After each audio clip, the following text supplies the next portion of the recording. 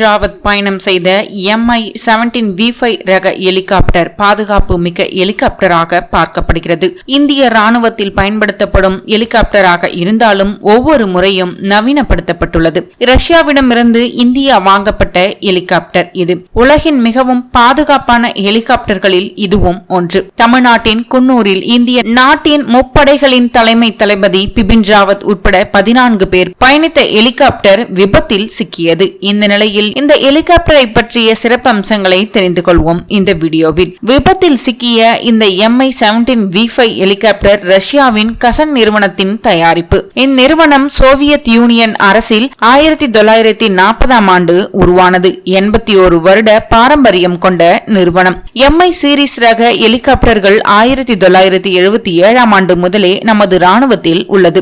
இந்திய விமானப்படையில் ஹெலிகாப்டரை பயன்படுத்துவதற்காக பாதுகாப்பு அமைச்சகம் 2008 டிசம்பரில் ரஷ்யாவிலிருந்து 80 ஹெலிகாப்டர்களை ஆர்டர் செய்தது. அனைத்து பணிகளும் முடிந்து விநியோகங்கள் 2011இல் தொடங்கியது மற்றும் கடைசி ஹெலிகாப்டர் 2018இல் ஒப்படைக்கப்பட்டது. ராணுவ போக்குவரத்துக்கு பயன்படக்கூடிய இந்த ஹெலிகாப்டரில் 14 பேர் வரை பயணிக்க முடியும். உலகின் மிக உயர்ந்த தொழில்நுட்ப வசதிகளை கொண்டது Mi-17-V5. மோசமான வானிலையையும் சமாளித்து பறக்கக்கூடிய திறன் கொண்டது இந்த Mi-17-V5 ஹெலிகாப்டர். மணிக்கு 250 கிலோமீட்டர் வேகத்தில் இந்த ஹெலிகாப்டர் பறக்கும். 13,000 கிலோகிராம் எடையை சுமந்து கொண்டு பறக்கும் திறன் கொண்டது இந்த ஹெலிகாப்டர். இந்திய நாட்டின் பிரதமர் உட்பட முக்கிய பிரமுகர்கள் பயணிக்க இந்த ஹெலிகாப்டர் தான் பயன்படுத்தப்படுகிறது. சுமார் 60 நாடுகளில் இந்த Mi-17-V5 ஹெலிகாப்டர் பயன்பாட்டில் உள்ளது. 1981இல் இந்த Mi-17 ரக ஹெலிகாப்டர் அறிமுகம் செய்யப்பட்டுள்ளது.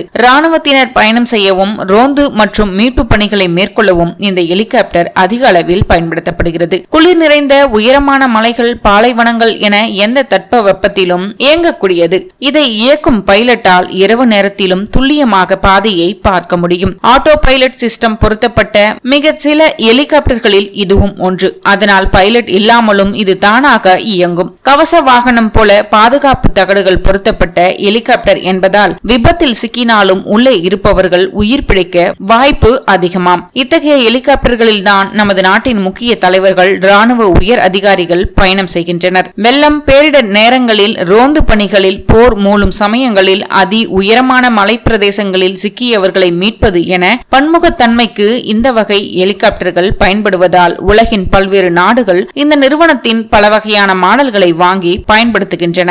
எரிபொருள் டேங்கும் விபத்தில் வெடித்து சிதறி எரியாதபடி பாலியூரிதேன் பாதுகாப்பு கொண்டது. தீ விபத்து ஏற்பட்டால் அணைக்கும் கருவிகளும் இந்த ஹெலிகாப்டரில் உள்ளதாம்.